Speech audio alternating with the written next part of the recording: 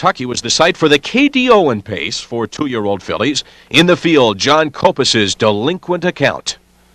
They're racing into the final turn, pacing with the lead by a length and a half. Warm Ways on the outside, racing next, easing up Tambourine, pacing third, Vassar Hanover. 4 on the outside, moving up but covered, Delinquent Account. 5, Lady Genius. 6, Bruce's Lady gets shuffled back. She finds herself now at the back of the field. Racing 7 is Culture Shock. They're at 3/4. On the inside, Warm Ways leads it. On the outside, racing next, Tambourine. And now Delinquent Account will have to tip 3 deep. Here she comes. Here comes Delinquent Account, middle of the racetrack. 3/4 paced, 125 4/5. They're approaching the final 8th mile. 2-year-old pacing fillies being led by Tambourine. Delinquent Account coming on the outside. Delinquent Account trying. Tambourine on the inside. Delinquent Account coming on, middle of the racetrack. They're 4 deep behind the leaders. And now Delinquent Account takes command. Tambourine gives way in the final 16th. Delinquent Account on top. Delinquent Account.